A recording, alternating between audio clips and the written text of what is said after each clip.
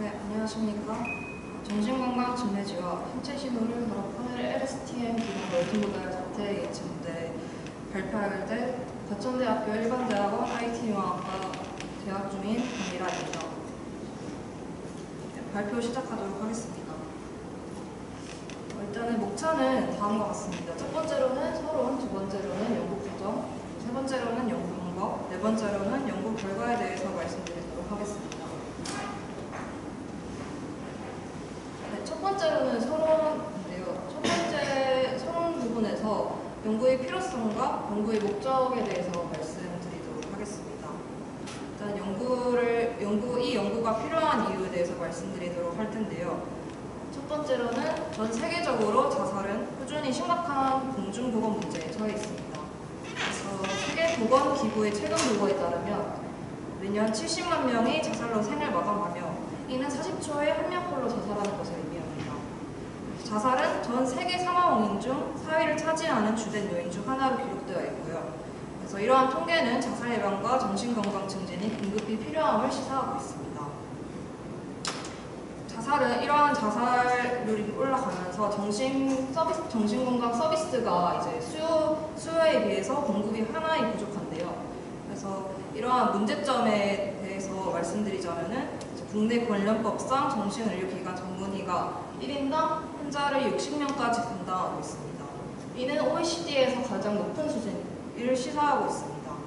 다섯 번째로는 제도적 차원에서도 이 문제가 방치되어서 정신건강의학과 입원 환경 개선은 현재 시급한 문제로 다가오고 있습니다. 이러한 배경 속에서 인공지능 기술의 헬스케어 적용은 혁신적인 전환점을 제시할 뿐만 아니라 이러한 의료진들의 부족한 문제점을 해결할 수 있는 방안이 되고 있는데요. 이런 AI를 통한 정밀의료는 환자별 맞춤 치료를 가능하게 하며 의료 분야의 다양한 난제에 대한 해결책을 제공 가능할 수 있습니다. 그래서 이 연구의 목적에 대해서 말씀드리도록 하겠습니다. 현재 멘탈 헬스 케어 분야 또한 AI에 접목을 하고 있는데요. 하지만 현재까지의 연구들은 정신병동 내에서 자타를 예측하거나 하는 그런 부분에 있어서 접근범위 충분하지 않음을 알 수 있습니다. 그래서 저희 연구의 목적에서는 정신 척도와 그리고 센서 데이터를 이용해서 정신병동과 같이 높은 충동성을 가진 환경에서 예측 모델을 만들 예정입니다. 그래서 두 번째로는 연구 과정에서 말씀드리도록 하겠습니다. 연구 과정에서는 연구 데이터 구성, 그리고 연구 데이터 수집을 어떻게 하는지 말씀드리고요. 세 번째로는 연구 데이터 분포에 대해서 말씀드리도록 하겠습니다. 데이터 구성은 CRF 데이터셋과 두 번째로는 센서 데이터셋, 세 번째로는 로케이션 데이터셋 세 가지 데이터로 구성되어 있는데요. 첫 번째로는 이제 CRF 데이터셋이라 하면은 일반 병원 환자들의 정보가 담겨 있는 데이터셋인데요.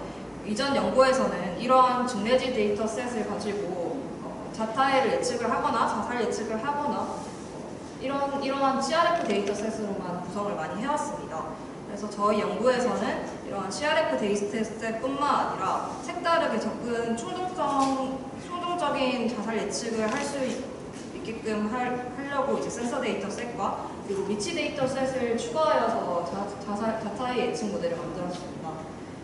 그래서 CRF 데이터셋에서 좀 더 정보를 드리자면은 CRF 데이터셋에서는 이 환자가 결혼을 했는지 안 했는지, 이 환자가 성연배를 어떻게 되는지, 그리고 병을 가지고 있는지 보시면 될 것 같습니다.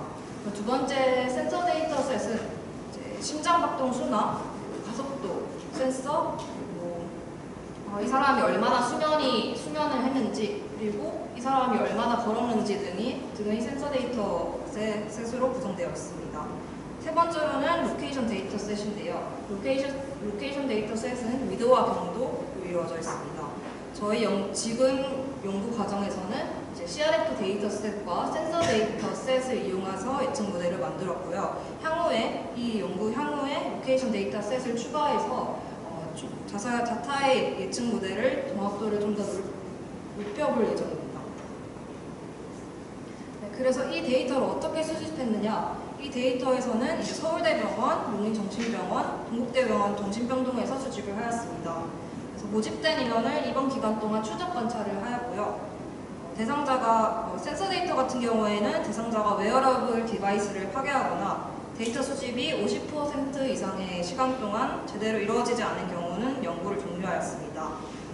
환자가 샤워와 같은 다른 활동을 할 경우에는 잠시 데이터 수집을 일시 정지를 해놨고요.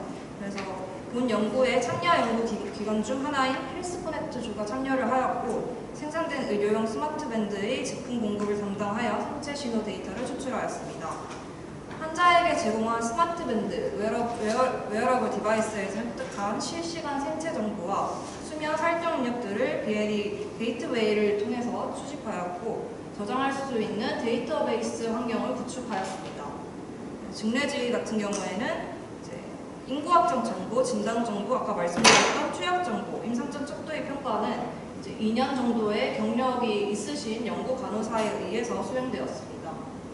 이러한 방식으로 데이터가 수집이 되었다는 것을 말씀드리고 싶고요. 그래서 이러한 데이터 수집을 통해서 이제 딥러닝 모델 훈련에서 불필요한 편향을 줄이기 위해서 매주 서울대병원 정신병동의 전문의와 협력하여서 데이터의 신뢰성과 무결성을 확인하는 작업을 진행을 했습니다. 그래서 데이터 분포도 한번 살펴보았는데요.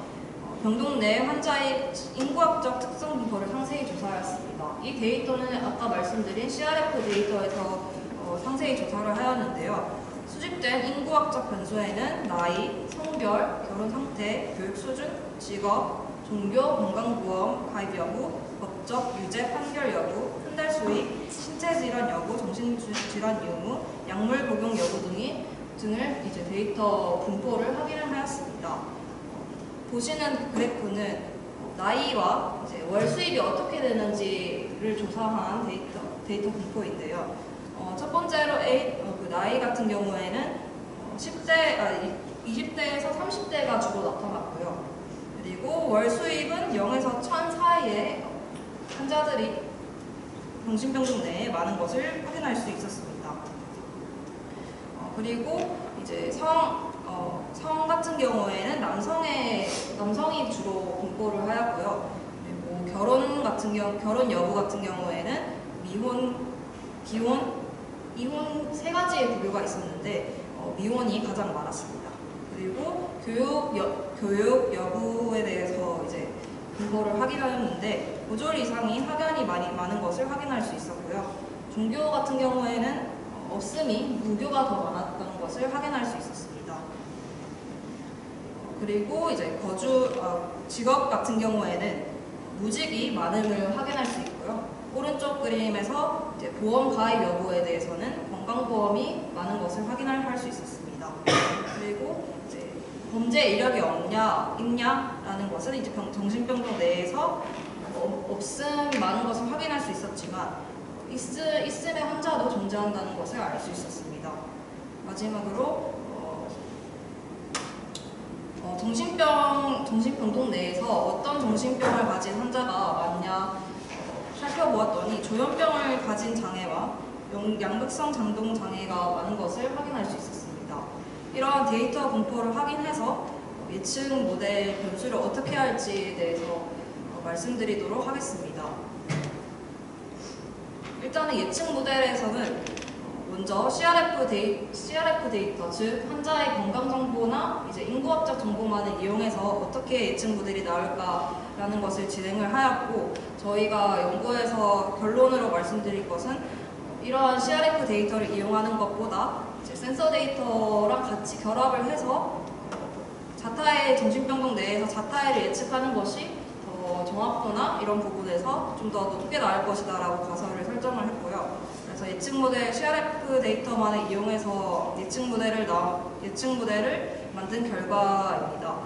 일반적으로 전 연구에서는 랜덤 포레스트라는 알고리즘이나 로지스틱, 그리고 XGBoost라는 머신러닝 알고리즘을 많이 사용을 하는데요.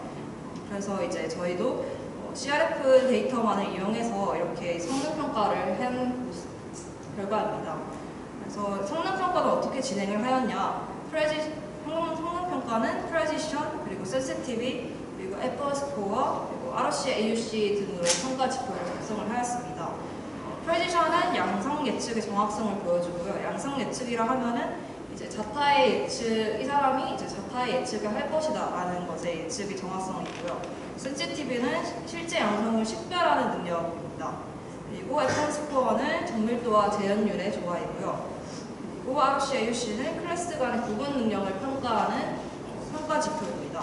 그래서 CRF 데이터만 이용해서 다음과 같이 성능이 나왔다는 것을 말씀드리고 싶고요. 그래서 이제 CRF 데이터만을 이용해서 모델이 이렇게 성능이 나왔다는 것을 보여주고, 저희는 이제 CRF 데이터뿐만 아니라 센서 데이터랑 결합해서 예측 모델을 만드는 작업을 하였습니다. 그래서 예측 모델 전에 이제 CRF 데이터가 44개의 정신 척도 문항이 있기 때문에 46개의 정신 척도 문항을 차원을 축소할 필요가 있었습니다. 이는 데이터 차원성과 모델의 복잡성은 이제 임상 모니터링 시스템에서 매우 중요한 고려사항이기 때문에 이를 위해 모델의 입력 차원을 줄이는 차원 축소는 필수적인 전처리 단계가 될 수 있다고 말씀드리고 싶습니다. 그래서 이제 46개의 정신 척도 문항을 포함한 CRF 데이터셋에 대하여 샤프 밸류라는 이제 값을 활용하여 변수의 중요도를 평가를 진행을 하였습니다. 본 연구에서 이제 샤프 밸류 값을 분석한 결과 변수 중요도에 따라 앞서 CRF SGBoost 기계학습 모델을 기반으로 상위 10개의 변수를 추려내었습니다. 추려진 변수들은 다음과 같이 그래프에서 확인을 할 수 있습니다. 그래서 이제 예측 모델에 대해서 말씀드리도록 하겠습니다. 이 예측 모델이라 하면은 다중입력 신경망으로 구성되어 있고, 두 번째로는 CRF 데이터와 센서 데이터를 동시에 처리하여 이진분류 작업을 진행을 하였습니다. 이진분류 작업이라 하면은 이 시간대에 이 환자가 자살을 할 것인지 안 할 것인지 하는 분류 작업을 진행했다는 것을 말씀드리고 싶습니다. 세 번째로는 모델의 구조는 크게 두 개의 병렬 구조로 구성되어 있고요. 병렬 구조는 CRF 데이터, 센서 데이터로 구성되어 있습니다. 모델의 구성 요소는 이제 다음과 같이 피처로 작성해서 그려보았는데요. 첫 번째 리지스틱 인풋은 이제 앞서 말씀드렸던 인구학적 정보가 담겨 있는 인풋 값입니다. 그래서 샤프 밸류 값을 이용해서 10개의 변수를 인풋한 결과이고요. 그래서 이제 덴스 레이어를 통해서 64개의 뉴런을 통해서 이제 렐류 활성화 함수를 사용해서 레이어를 만들어줍니다. 그래서 이제 드랍아웃 레이어 같은 경우에는 과적합을 피하기 위해서 레이어를 넣어주었고요. 그래서 CRF 레이어 입력 레이어는 다음과 같이 구성되어 있는 것을 알 수 있습니다. 센서 데이터 입력 값은 총 7개인데요. 7개는 이제 하트비트나 가속도나 스텝, 디스텐스 같은 센서라고 말씀드릴 수 있을 것 같습니다.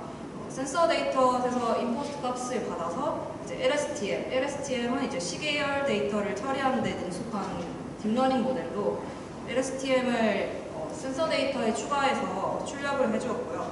이렇게 나온 센서 데이터와 직레지 데이터를 결합하는 레이어를 하나 더 작성을 해주었습니다. 결합하는 레이어는 컨케이네이트라는 레이어고요. 그래서 이렇게 두 개의 데이터셋을 결합을 해서 덴스 레이어를 하나 더 작성을 해주었습니다. 그리고 덴스 레이어는 64개의 뉴런으로 구성되어 있고요.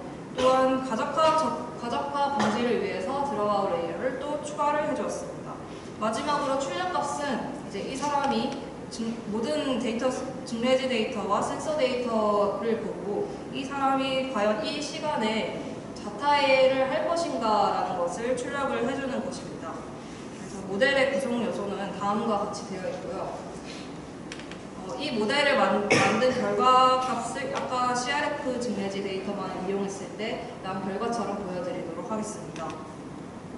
평가 지표는 아까 CRF 데이터로 만든 예측 모델과 같이 똑같습니다. 본 연구에서는 이제 개발된 예측 모델의 성능을 검증하기 위해 아까와 다르게 별도의 검증 데이터셋을 사용을 하였고요. 모델의 일반화 능력을 평가하기 위해서 전체 데이터셋을 훈련 데이터, 검증 데이터, 테스트 데이터로 분할하여 진행을 하였습니다. 이러한 분할은 이제 데이터의 다양성을 보장하고 모델의 성능이 특정 데이터셋에 과적합되지 않게 함입니다. 성능 지표에서 이제 센시티브가 가장 중요한 성능 지표라고 말씀드릴 수 있을 것 같은데, 이제 자타의 예측, 헬스케어 같은 경우에는 0, 1을 예측하는, 즉 이 사람이 병이 있다라는 예측을 잘 나오게끔 하는 것이 중요하기 때문에 센시티브가 아까 CRF 데이터로만 사용한 모델보다 훨씬 더 잘 나온 것을 알 수 있었습니다. 네, 따라서 본 연구는 정신병동에 입원한 환자들을 대상으로 한 증례지 데이터와 센서 데이터를 종합하여 충동적 자살 행위를 예측하는 LSTM 기반의 딥러닝 모델을 개발하고 적용했습니다. CRF 모델들의 정밀도가 높았지만 생체 신호 데이터를 추가한 모델은 훨씬 더 높은 민감도를 달성한 것을 알 수 있었습니다. 이는 모델이 실제 양성 케이스, 즉 이 사람이 자타해를 할 것이다 라는 것을 놓치지 않고 잘 잡아내고 있음을 의미합니다. 이 모델은 이제 다차원 데이터를 통합하는 방식으로 설계되었으며 그 결과 민감도를 향상시킬 수 있었습니다. 높은 민감도는 이제 실제 자타의 행동을 선별하는 데 필요하며 이는 일상 현장에서 본 모델을 적용할 때 큰 장점으로 작용할 것이며 이는 충동적 자타해와 같이 즉각적인 개입의 필수적인 상황에서도 특히 유용할 것입니다. 이 데이터셋을 가지고 두 개의 데이터셋을 가지고 이용했지만 이 연구 이후로 이제 아까 말씀드렸던 위치 데이터와 센서 데이터 그리고 증례지 데이터 세 개를 이용해서 예측하는 모델을 만들 예정입니다. 네, 이만 발표 마치겠습니다. 감사합니다.